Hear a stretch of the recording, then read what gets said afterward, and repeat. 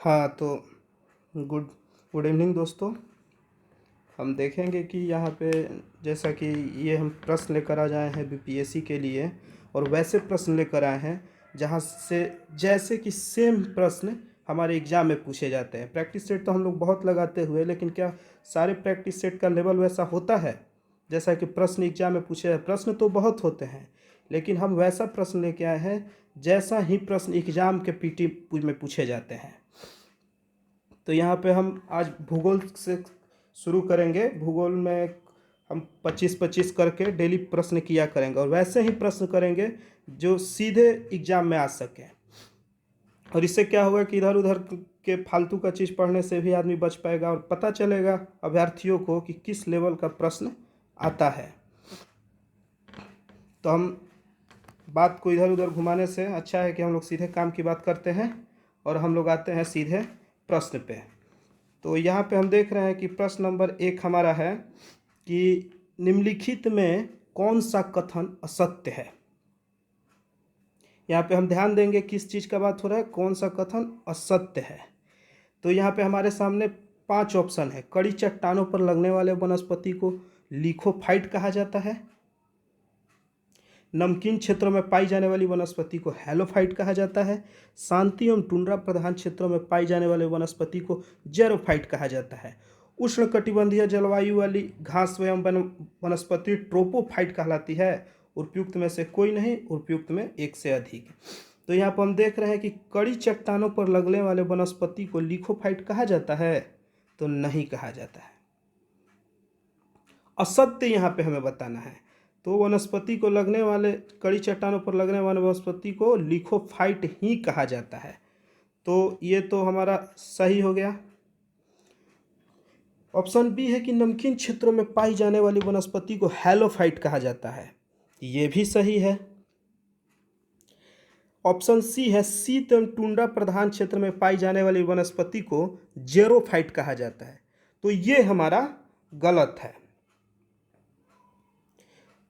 क्योंकि शीत एवं टुंड्रा प्रधान क्षेत्रों में पाई जाने वाली वनस्पति को जेरोफाइट नहीं कहा जाता है। तो हम यहाँ देखेंगे कि आखिर कहा क्या जाता है। तो हम जैसा कि जानते हैं कि शीत एवं टुंड्रा प्रधान क्षेत्रों में पाई जाने वाली वनस्पति को क्रायोफाइटा कहते हैं। क्या कहते हैं? क्रायोफाइटा। यह हम देखते चलेंगे और इसको साथ साथ नोट भी करते चलेंगे, और जिनको आएगा वो कमेंट में करके जवाब भी देंगे कितने लोगों की कितने प्रश्न सही हो रहे हैं।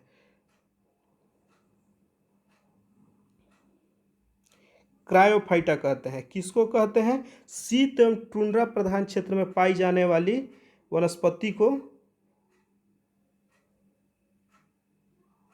क्रायोफाइटा कहते हैं।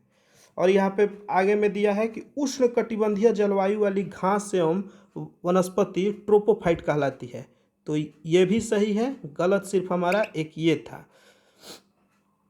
तो इसका सही जवाब क्या हो जाएगा? सी। इसमें एक चीज़ हम आप लोगों को और बताते चलेंगे कि जैसे कि यहाँ उष्णकटिबंधीय जलवायु वाली घास एवं वनस्पति को ट्रोपोफाइट कहलाती है, सेम वैसे ही एक और होता है उष्णकटिबंधीय उष्णकटिबंधीय उष्णकटिबंधीय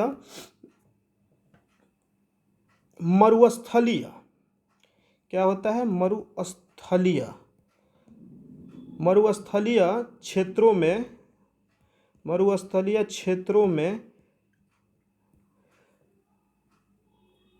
पाई जाने वाली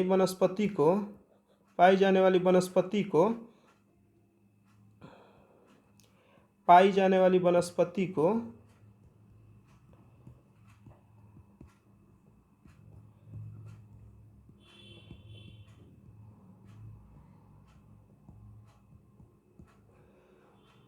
जेरोफाइट कहते हैं। क्या कहते हैं? जेरोफाइट।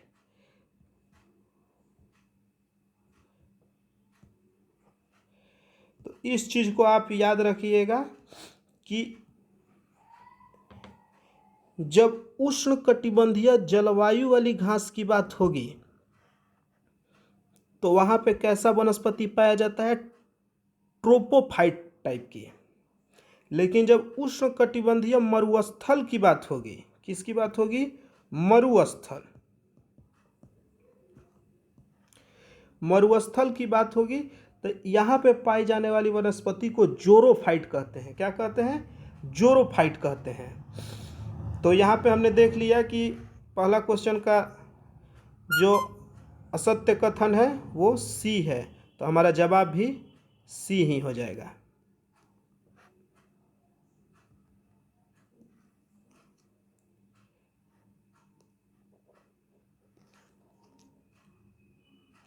तो यहाँ पे हम आगे देखते रहेंगे नेक्स्ट क्वेश्चन की तरह। जिसको जिसको क्वेश्चन आ रहा है वो उसका जवाब कमेंट करके बताएं, और लोग देखते रहेंगे आप लोग की किसका कितना प्रश्न सही होता है।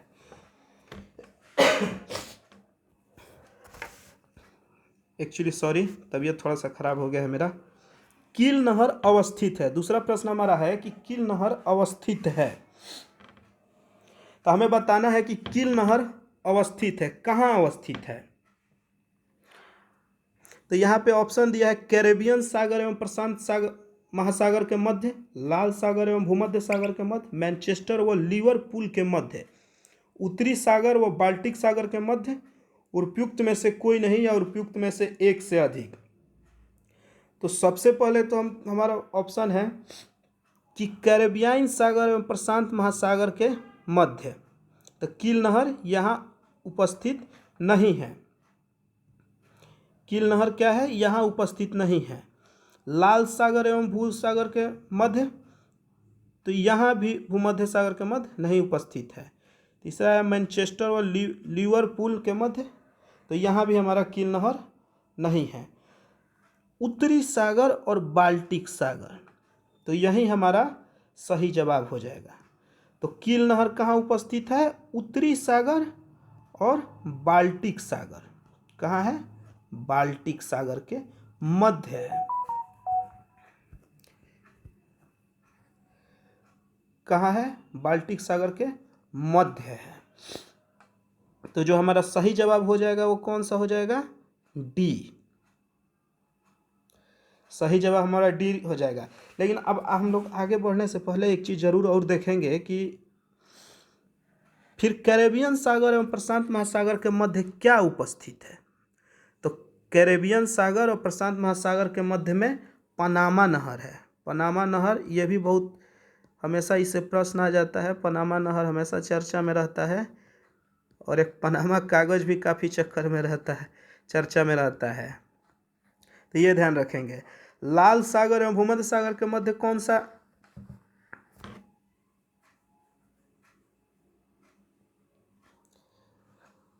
मैनचेस्टर और लिवरपूल के मध्य क्या है? मैनचेस्टर नहर। यहाँ पे क्या हो जाएगा? मैनचेस्टर। इसको साथ साथ नोट करते चलेंगे। मैनचेस्टर नहर ये कहाँ अवस्थित है? मैनचेस्टर और लिवरपूल के मध्य में मैनचेस्टर नहर उपस्थित है।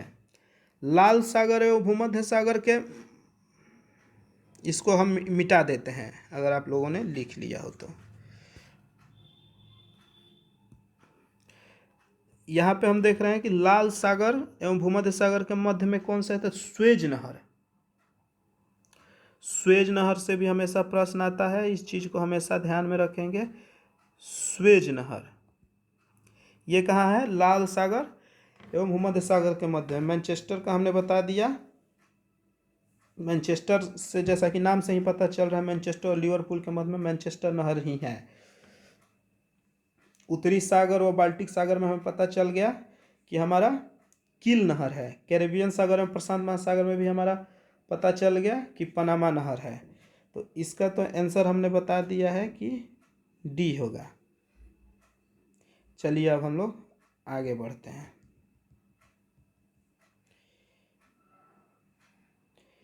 तीसरा प्रश्न है हमारा,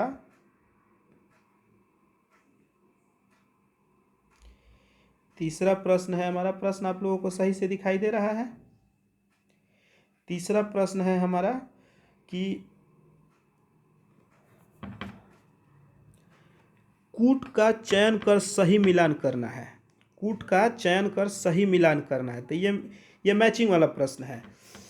तो यहाँ पे देखना है कि हाइड्रोमीटर मैनोमीटर, पैरोमीटर, एनीमोमीटर दिया हुआ है। और हमारे पास ऑप्शन में है गैस के दाब का मापन, जल के घनत्व का मापन, वायु के वेग का मापन, उच्च ताप का मापन। तो यहाँ पे हम देख के प्रश्न से हमें पता चल रहा है कि हाइड्रोमीटर, मैनोमीटर, पैरोमीटर, एनीमोमीटर ये एक यंत्र दिए हुए हैं जो ये सब गैस, जल, वायु, उच्च ताप को मापता है। तो हमें ये देखना है कि कौन सा यंत्र किस चीज को मापता है। तो हम यहाँ पे देख रहे हैं कि हाइड्रोमीटर कैसे हम लोग फिर मिलान करेंगे। हाइड्रोमीटर से क्या मापा जाता है? हाइड्रोमीटर से क्या मापा जाता है? तो हम यहाँ पे देख रहे हैं कि हाइड्रोमीटर से जल मापा जाता है। क्या मापा जाता है? हाइड्रोमीटर से जल के घनत्व को मापा जाता है। तो पहला का ऑप्शन हो जाएगा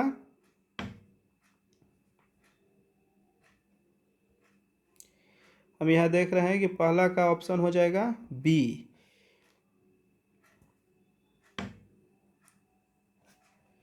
ऐसे लिख लेते हैं हम, पहला का ऑप्शन बी हो जाएगा। दूसरा, मैनोमीटर से हम जानते हैं, मैनोमीटर से गैस का दाब मापा जाता है। मैनोमीटर से गैस का दाब मापा जाता है। तो इसका उत्तर हो जाएगा ए। और तीसरा का उत्तर क्या हो जाएगा? पायरोमीटर से हम लोग क्या नापते हैं? पायरोमीटर से हम लोग वायु के वेग को नहीं मापते हैं। उच्च ताप मापने वाले यंत्र को पायरोमीटर कहा जाता है। तो तीसरा का क्या हो जाएगा? तीसरा का हो जाएगा डी। और यहाँ पे हम देख रहे हैं कि जब तीसरा का डी होता है, एनीमोमीटर से वायु का वेग को मापा जाता है। तो चौथा का क्या हो जाएगा? सी। तो अभी हम यहाँ देख लेंगे, ये 1 2 3 4 दिया है जो इसको डिनोट करेगा, और जो ABCD दिया है वो इसको डिनोट करेगा। तो हम यहाँ पे देख ले रहे हैं कि 1 2 3 4 ये इसमें किससे मैच करते हैं।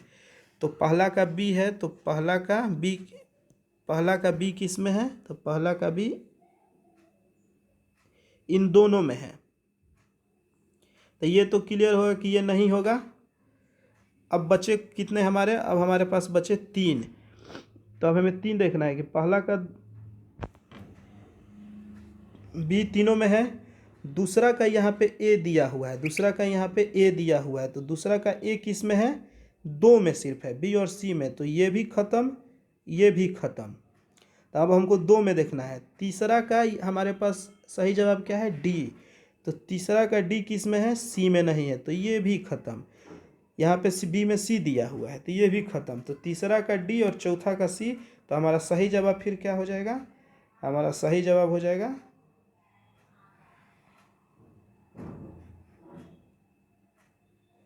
सी, हमारा सही जवाब हो जाएगा।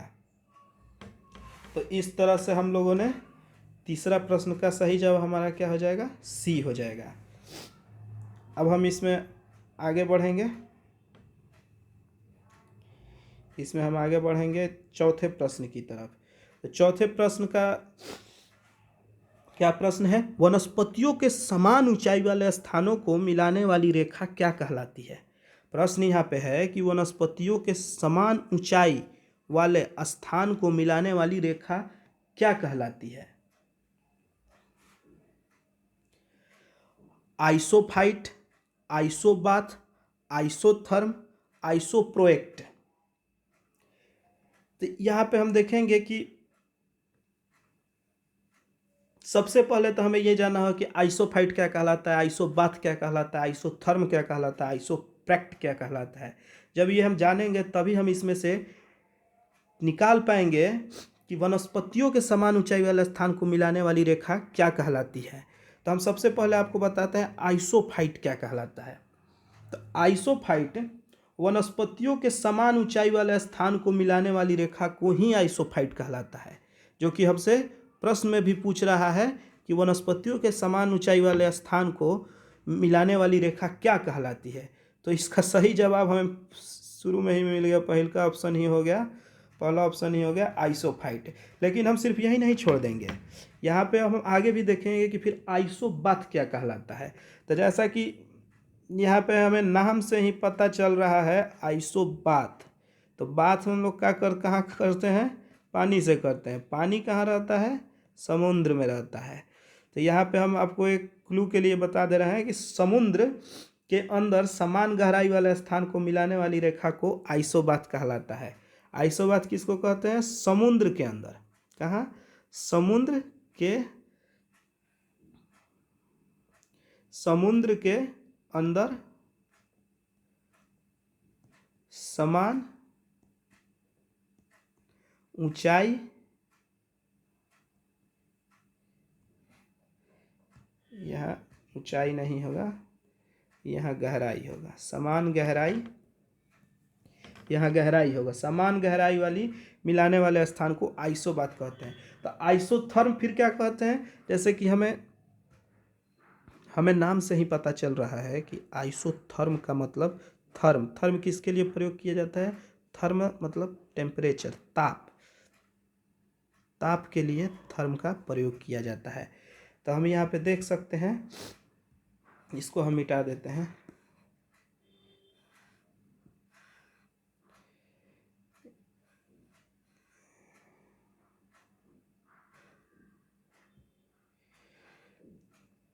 आइसोथर्म हम यहाँ लिख देते हैं, आइसोथर्म। तो आइसोथर्म टेम्परेचर के बारे में मालूम चल रहा है, तो यहाँ पे हम सीधे इसको थर्म से ही याद रखेंगे कि समान तापमान वाले क्षेत्र को प्रदर्शित करने वाली रेखा आइसोथर्म कहलाती है। क्या कहलाती है? समान तापमान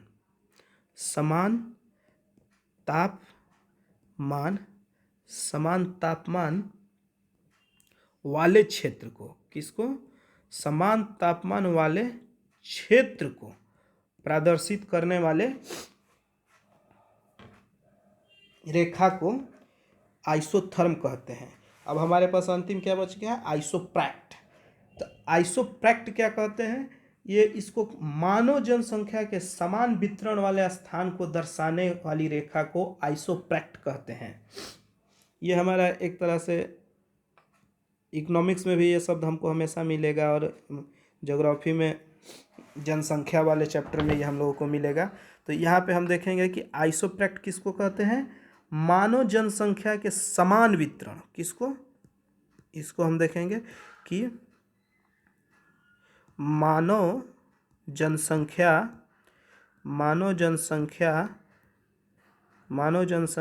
के समान वितरण वाले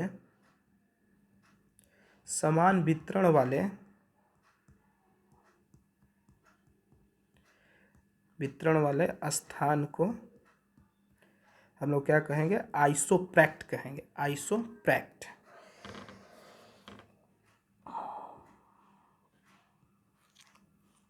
तो यहाँ पे हम देखेंगे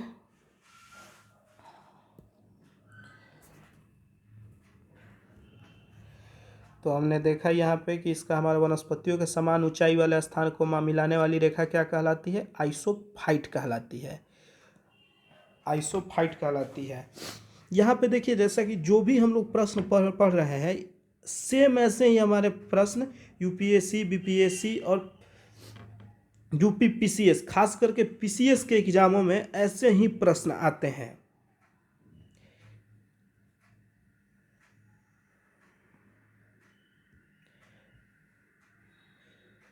चार प्रश्न हो गए। अब हम आगे की तरफ बढ़ेंगे, और ये हमारा आ गया 5वां प्रश्न। प्रश्न आप लोगों को दिख रहा है साफ साफ?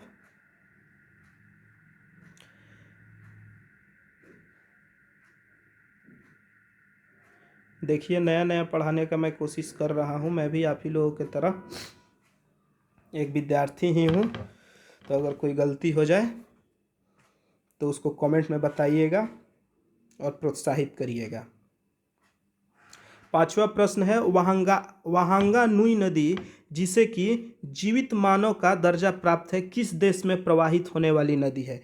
तो यहाँ पे देखिए, इस टाइप के प्रश्नों में हम लोग सीधे प्रश्न ही नहीं पढ़ते हैं। प्रश्न में भी एक प्रश्न हमें मिल जाता है जो कि हमेशा परीक्षाओं में पूछे जाते हैं। जैसे कि वहांगा नुई नदी, जिसे कि जीवित मानव का दर्जा प्राप्त है, तो हमें से अगर कभी ये भी प्रश्न पूछ लिया जाए कि वहांगा नुई नदी, ये भी प्रश्न पूछ लिया जाए कि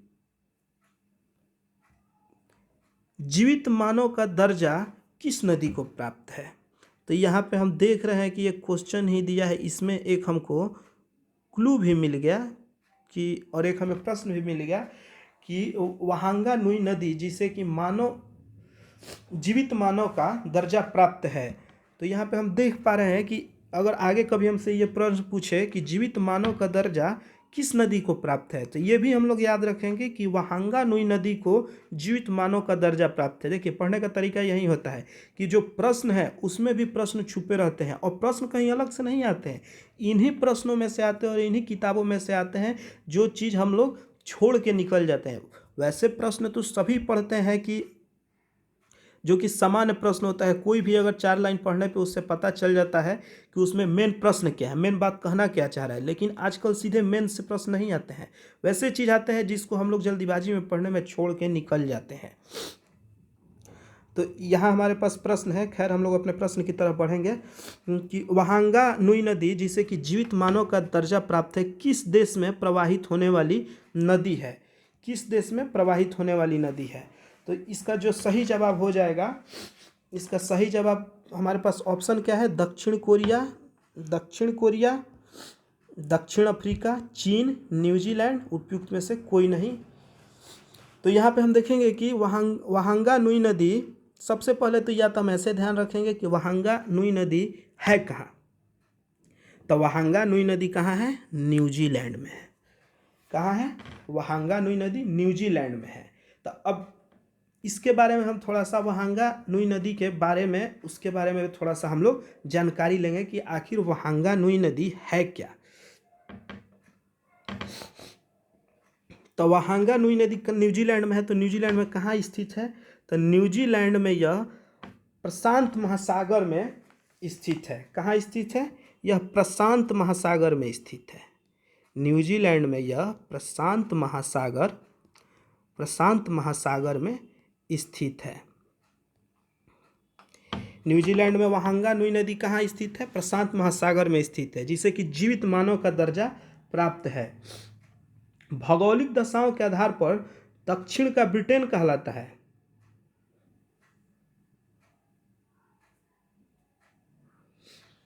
न्यूजीलैंड जो है क्या है, न्यूजीलैंड प्रशांत महासागर में स्थित है और अपनी भौगोलिक दशाओं के कारण, भौगोलिक दशाओं के कारण, अपने भौगोलिक जियोग्राफिकल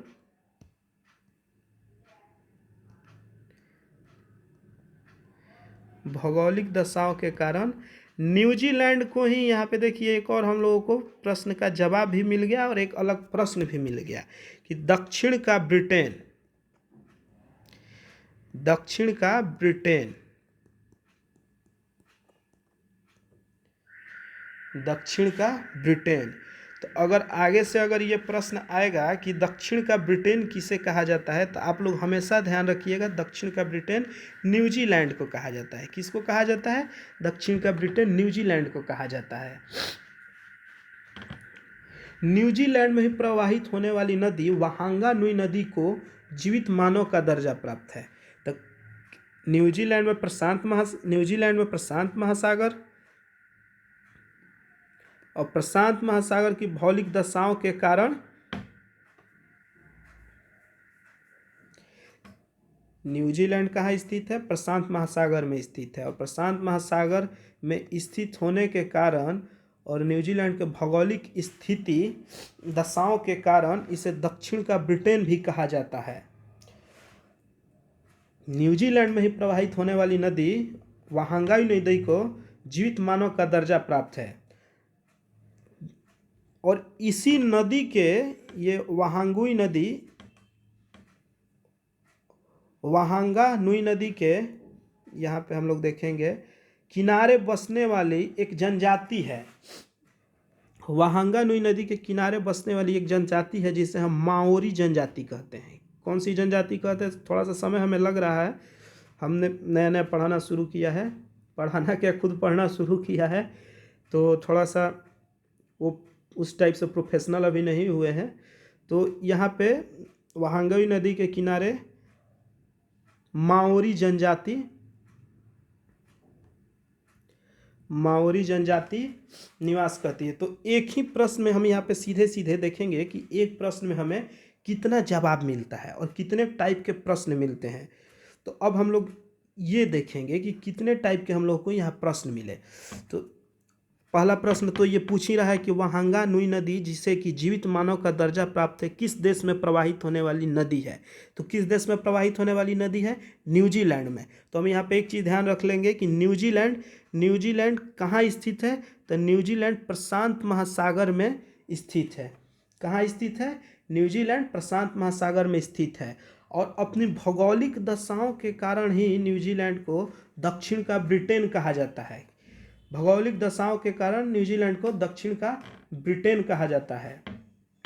और न्यूजीलैंड में ही प्रवाहित होने वाली नदी वहांगा नुई नदी को जीवित मानव का दर्जा प्राप्त है तथा वहांगा नुई नदी के किनारे एक जनजाति निवास करती है, जो कि जहाँ से हमेशा प्रश्न आते हैं तो वो माओरी जनजाति है। तो यहाँ पे अगर प्रश्न पूछ ले आगे कभी कि वहांगा नुई नदी जिसे कि जीवित मानव का दर्जा प्राप्त है, उस नदी के किनारे कौन सी जनजाति निवास करती है, तो उसका सही जवाब हो जाएगा माओरी जनजाति। या ऐसे प्रश्न पूछ लेगा कि माओरी जनजाति कहाँ की जनजाति है या कहाँ निवास करती है, तो उसका सही जवाब क्या हो जाएगा? माओरी जनजाति। तो एक प्रश्न से कैसे हम लोग 4-5 प्रश्न पढ़ते हैं, 4-5 प्रश्न क्या, अगर एक कोई शब्द या टॉपिक है तो उससे कितने टाइप के प्रश्न आ सकते हैं।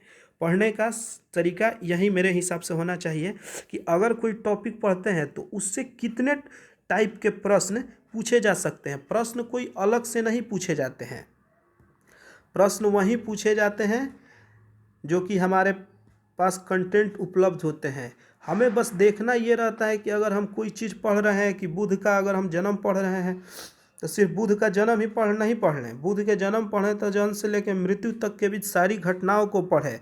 और सिर्फ अगर संगति पढ़ते हैं तो उनकी सारी संगतियों के बारे में पढ़ें, क्योंकि कहाँ लिखा है कि पहला ही संगति पूछ लेगा, कोई पूछ सकता है। तो हम लोगों को कोई चीज़ पढ़ना है तो वैसे पढ़ना है कि उससे जितने टाइप के प्रश्न आ जाए वो लेके चलना है, और एक आध छूट जाए तो आगे पीछे होते रहते हैं। अब यहाँ पे अगला प्रश्न हमारे पास है, ऑस्ट्रेलिया के दक्षिण पूर्व में स्थित है।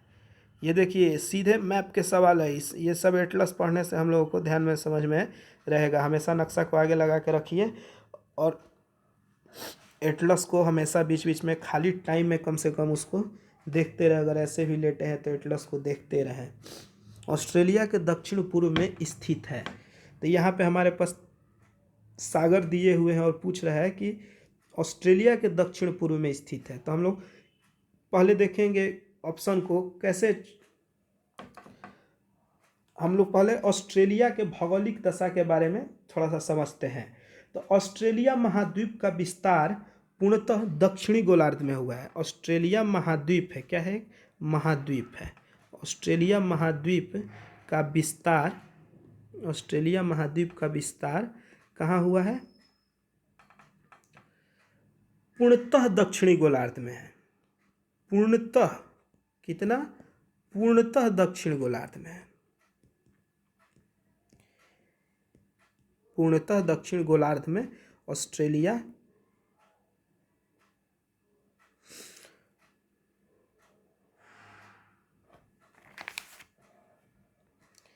पूर्णतः दक्षिण गोलार्ध में है तथा यह एशिया के दक्षिण पूर्व में स्थित है। अब यह क्या है? देखिए ऑस्ट्रेलिया महाद्वीप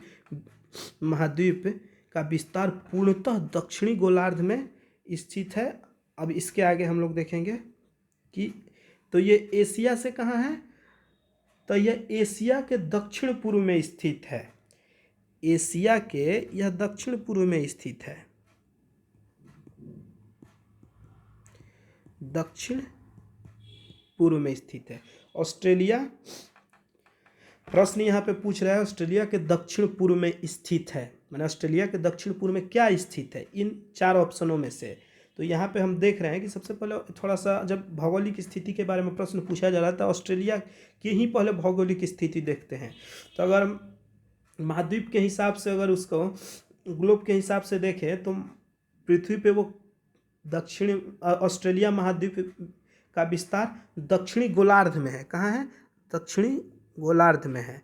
और चूंकि हम लोग एशिया में रहते हैं तो एशिया के हिसाब से भी देखेंगे कि एशिया के हिसाब से ऑस्ट्रेलिया कहाँ है, तो एशिया के हिसाब से ऑस्ट्रेलिया दक्षिण पूर्व में है।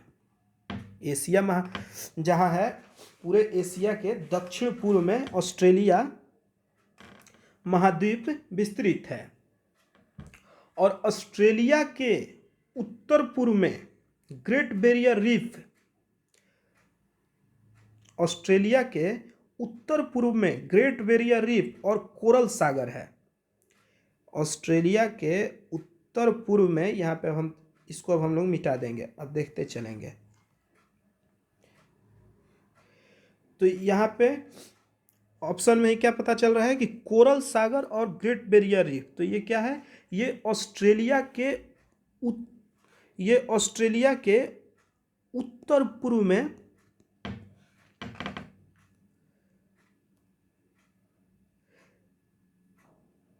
ऑस्ट्रेलिया के उत्तर पूर्व में ग्रेट बैरियर रीफ व कोरल सागर स्थित है। तो यहाँ पे जो तिमोर सागर है इसको हम लोग देख लेंगे कि तिमोर सागर दक्षिण पूर्व में स्थित है। ये तो हम लोग यहाँ देख रहे हैं कि ये जो चारों सागर हैं ये ऑस्ट्रेलिया के ही हैं, लेकिन हमसे पूछ क्या रहा है? दक्षिण पूर्व में स्थित है, मतलब ऑस्ट्रेलिया के दक्षिण पूर्व में क्या स्थित है। तो हमने देख लिया कि कोरल सागर और ग्रेट बैरियर रीफ उत्तर पूर्व में स्थित है और तिमोर सागर दक्षिण पूर्व में स्थित है। तिमोर सागर दक्षिण पूर्व में स्थित है। सॉरी, यहाँ पे थोड़ा सा मिस्टेक हो गया। तिमोर सागर हमारा उत्तर पश्चिम में तिमोर सागर है। तो यहाँ पे जब हमको 3-4 ऑप्शन हमारे पास है जिसमें से हमें पहले पता चल गया कि कोरल सागर और ग्रेट बैरियर रीफ हमारा उत्तर पूर्व में है और तिमोर सागर हमारा उत्तर पश्चिम में है।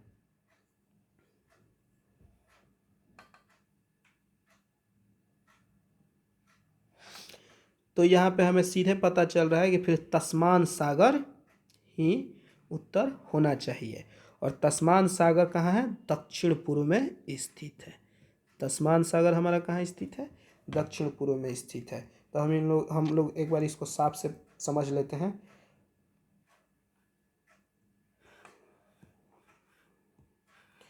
हम लोग एक बार साफ से समझेंगे।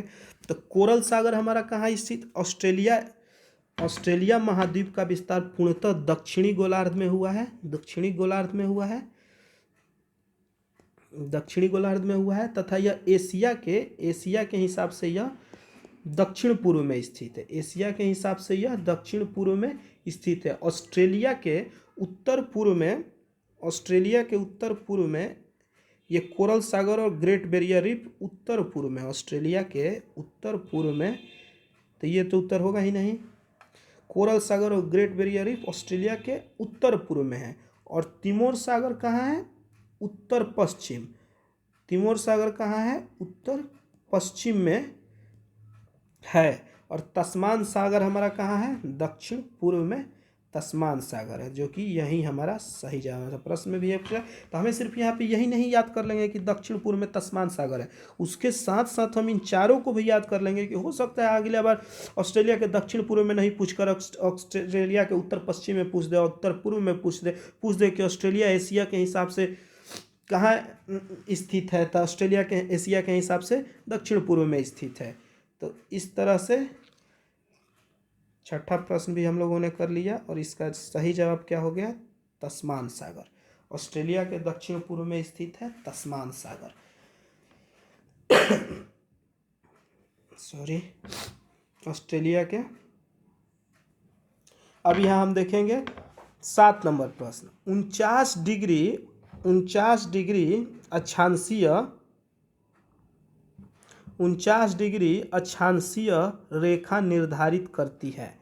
तो 49 डिग्री अक्षांशीय रेखा क्या निर्धारित करती है? तो ये सब सीधा सीधा सवाल है, ये सब फैक्ट बेस्ड सवाल है। तो यहाँ पे हम लोग ध्यान रखेंगे कि 49 डिग्री अक्षांशीय रेखा संयुक्त राज्य अमेरिका और कनाडा की सीमा निर्धारित करती है। ये सब फैक्ट बेस्ड सवाल है, ये सब हमें डायरेक्ट याद करना चाहिए।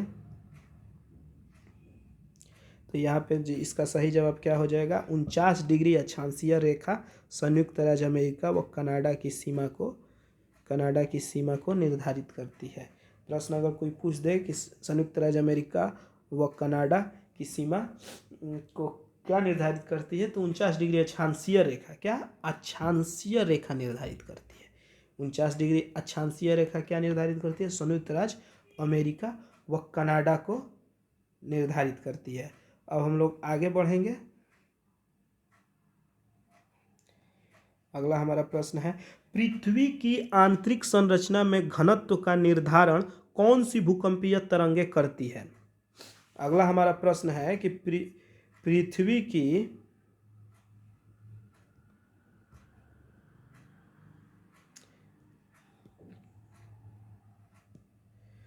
अगला हमारा प्रश्न है कि पृथ्वी की आंतरिक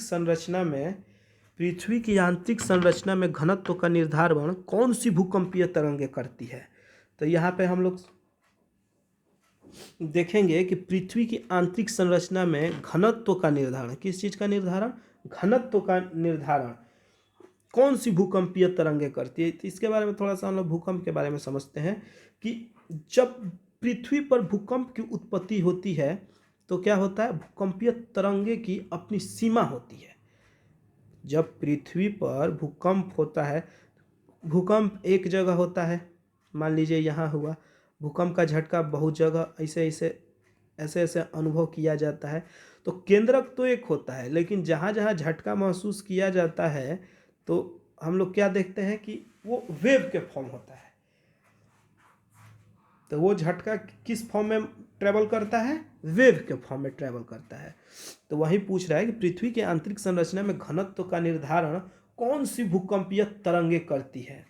तो जब भी पृथ्वी पर भूकंप की उत्पत्ति होती है तो भूकंपीय तरंगों की अपनी सीमा होती है। जैसे द्वितीय तरंगे पृथ्वी की आंतरिक परतों में द्रव की सीमा पार नहीं कर सकती। तो यहाँ क्या है कि सीमा होता है, किसका? प्रत्येक तरंग का सीमा होता है। जब पृथ्वी पर भूकंप की उत्पत्ति होती है तो भूकंपीय तरंगों की अपनी सीमा होती है, और उस सीमा के अंदर हम क्या देख रहे हैं? द्वितीय तरंगे। कौन सी? द्वितीय तरंगे पृथ्वी की आंतरिक परतों में द्रव की सीमा पार नहीं कर सकती, मतलब कि द्रव की सीमा पार नहीं कर सकती। तो पृथ्वी के अंदर में तो द्रव है, ये है, पृथ्वी के अंदर में तो द्रव है। तो यहाँ पर हम चीज़ देख रहे हैं कि जो द्वितीयक तरंगे ये क्या है कि द्वितीय तरंगे पानी को पार नहीं कर सकती। हमने देखा कि जब भी पृथ्वी पर भूकंप आता है तो भूकंपीय तरंगों की अपनी एक सीमा होती है, और भूकंपीय तरंगों की अपनी एक सीमा में हम देखते हैं कि जो द्वितीय तरंगे होते हैं पृथ्वी के आंतरिक परतों में द्रव की सीमा पार नहीं कर सकती। तो यहाँ पे हम देखेंगे प्राथमिक तरंगे से पृथ्वी के अंदर का घनत्व तो पता चलता है। तो जब ये पानी सीमा पार ही नहीं करेगा तो इसे कहाँ से पता चलेगा? तो हम क्या देखेंगे कि प्राथमिक तरंग से हमें पृथ्वी के आंतरिक संरचना में घनत्व का पता चलता है। प्राथमिक तरंग से पृथ्वी के अंदर घनत्व का पता चलता है। तो इसका सही जवाब क्या हो जाएगा? पृथ्वी की आंतरिक संरचना में घनत्व का निर्धारण कौन सी भूकंपीय तरंगे करती है? पृथ्वी की आंतरिक संरचना में भूकंप का निर्धारण कौन सी भूकंपीय तरंगे करती है? तो इसका सही जवाब हो जाएगा कौन सा? ई। इसका सही जवाब हो जाएगा ई।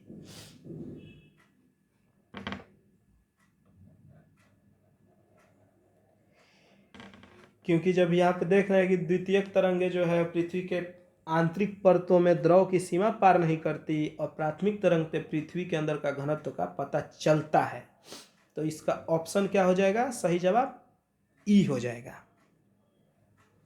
क्योंकि यहां दोनों आंसर के हिसाब से सटीक बैठ रहा है।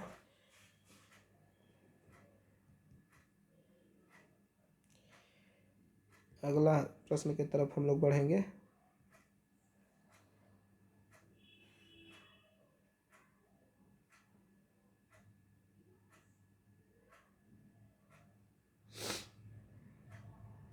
अगला प्रश्न है कि इनमें से किस राज्य से होकर कर्क रेखा नहीं गुजरती? इनमें से किस राज्य से होकर कर्क रेखा नहीं गुजरती? तो हम लोग पहले जानते हैं कि कर्क रेखा कहलाता क्या है। कर्क रेखा क्या होता है? कर्क रेखा 23 डिग्री 30 मिनट उत्तरी अक्षांश देश के, जो हमारे यहाँ से, जो हमारे देश में जो कर्क रेखा होकर गुजरती है वो 23 डिग्री और 30 मिनट उत्तरी अक्षांश, क्या उत्तरी अक्षांश से होकर गुजरती है। देश के कुल 8, तो पहले हम ये जाने कि कर्क रेखा पूछ रहा है कहाँ से नहीं गुजरती है। तो कर्क रेखा हमारे यहाँ 8 राज्यों से होकर गुजरती है, 8 राज्यों से होकर गुजरती है। तो 8 राज्यों में कौन कौन से राज्य हैं? 8 राज्यों में है गुजरात, राजस्थान,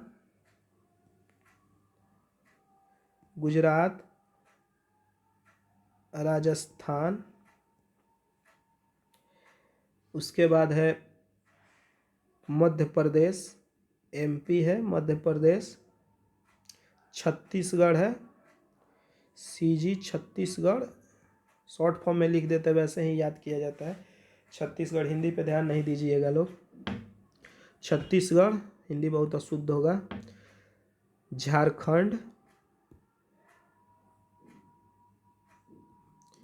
झारखंड, वेस्ट बंगाल, त्रिपुरा, मिजोरम।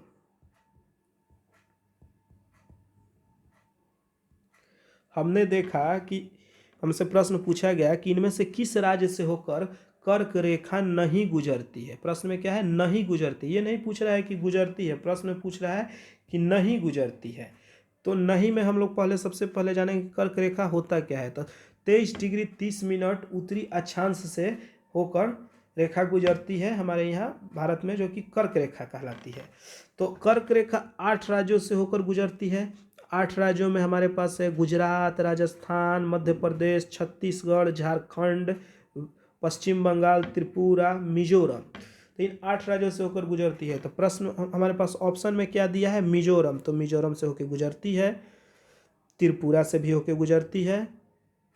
मणिपुर इन 8 राज्यों में नहीं आ रहा है, मतलब कि मणिपुर से नहीं गुजरती है। तो इसका जो जवाब हो जाएगा वो यही हमारा आंसर हो जाएगा सी, क्योंकि छत्तीसगढ़ से भी गुजरती है, तो मणिपुर से नहीं गुजरती है।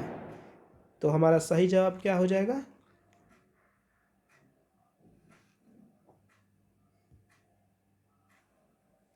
एक बार इसको मिटा लेते हैं।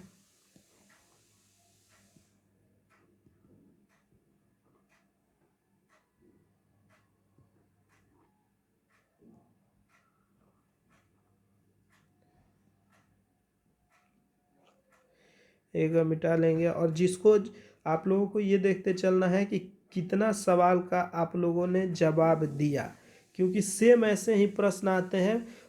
प्रैक्टिस सेट तो बाज़ार में बहुत मिलते हैं, लेकिन क्या जितने प्रैक्टिस सेट में प्रश्न होते हैं सबका लेवल वैसा होता है? पीसीएस के हिसाब से नहीं होता है। रेलवे, एनटीपीसी सबके सवाल डाल देते हैं, लेकिन जो ये सवाल होते हैं ये प्रॉपर ये सब पीसीएस बेस्ड ही सवाल होते हैं। कि इसमें इनमें से किस राज्य से होकर कर्क रेखा नहीं गुजरती है? मणिपुर से होकर नहीं गुजरती है। तो यहाँ पे हम लोगों ने क्या चीज़ सीखा, 23 डिग्री 30 मिनट उत्तरी अक्षांश से कर्क रेखा होकर भारत में गुजरती है, जो कि 8 राज्यों से होकर गुजरती है। और 8 राज्यों में कौन कौन से हैं? गुजरात, राजस्थान, मध्य प्रदेश, छत्तीसगढ़, झारखंड, पश्चिम बंगाल, त्रिपुरा एवं मिजोरम से होकर गुजरती है। आगे की तरफ हम लोग बढ़ेंगे। अगला प्रश्न हमारा है कि क्षेत्रफल की दृष्टि से सबसे बड़ा केंद्र शासित प्रदेश इनमें से कौन है? पूछ रहा है कि सबसे बड़ा केंद्र शासित प्रदेश इनमें से, ये नहीं कि जितना केंद्र शासित प्रदेश है उसमें से, यहाँ प्रश्न पूछ रहा है इनमें से, मतलब कि जिस ऑप्शन में दिया है इसमें सबसे बड़ा केंद्र शासित प्रदेश कौन सा है। तो ये सब प्रश्न याद करने की चीज़ है। ये इसका सही जवाब हो जाता है क्या? अंडमान निकोबार द्वीप समूह क्षेत्रफल की दृष्टि से सबसे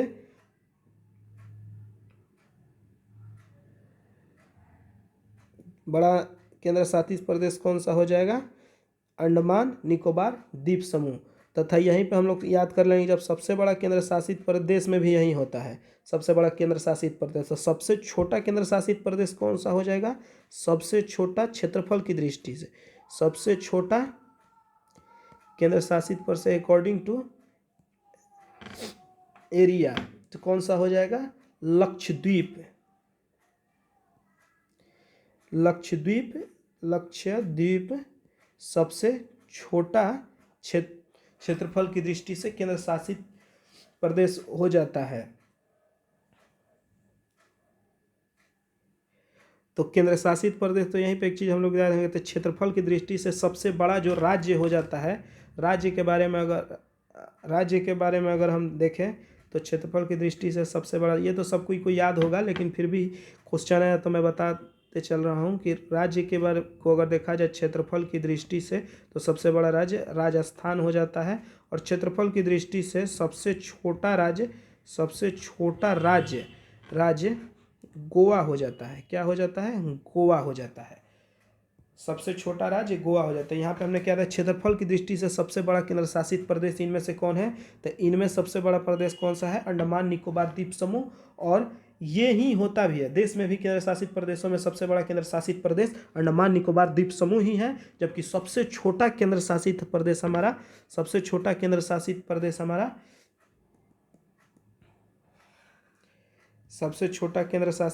हमारा लक्षद्वीप होता है। और क्षेत्रफल लक्षद्वीप सबसे छोटा केंद्र शासित प्रदेश। और अगर हम राज्य की बात करें सब क्षेत्रफल की दृष्टि से सबसे बड़ा राज्य तो राजस्थान होता है और सबसे छोटा राज्य गोवा होता है। तो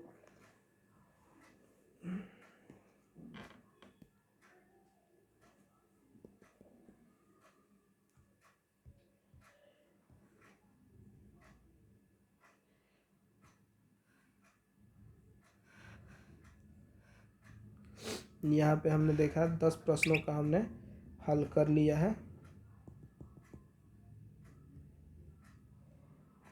लग रहा है मेरे पेन का बैटरी काम करना बंद कर दिया है, चार्ज करने की इसकी ज़रूरत है। तो इस प्रश्न का जो सही जवाब क्या हो जाएगा? अंडमान निकोबार द्वीप समूह। तो हमने यहाँ पे 4 चीज़ हम लोगों ने पढ़ा। क्षेत्रफल की दृष्टि से सबसे बड़ा केंद्र शासित प्रदेश अंडमान निकोबार द्वीप समूह है। तो इसी के साथ हम लोग यहीं पढ़ लेते हैं। प्रश्न पढ़ने का ही तरीका होता है कि तो जब सबसे बड़ा केंद्र शासित प्रदेश है तो सबसे छोटा क्या है, ये मन में अपने आप सवाल आता है। तो यहीं हम लोग पढ़ लेते हैं, सबसे छोटा कौन सा हो जाएगा? लक्षद्वीप हो जाएगा। क्षेत्रफल की दृष्टि से एक बार बात होती रही है। वहीं अगर क्षेत्रफल की दृष्टि के केंद्र शासित प्रदेशों की बात ये हुई तो फिर राज्यों के बारे में अगर बात करें तो राजस्थान हो जाएगा। और वहीं अगर तो सबसे बड़ा अगर राजस्थान जानेंगे क्षेत्रफल की दृष्टि से राज्य, तो क्षेत्रफल की दृष्टि से सबसे छोटा राज्य कौन सा हो जाएगा? तो वो हो जाएगा गोवा। तो ये चारों प्रश्न जैसे कि हम लोगों ने, ये सब रेलवे में से ज़्यादा पूछे जाते हैं प्रश्न। तो ये हमने यहाँ पे एक प्रश्न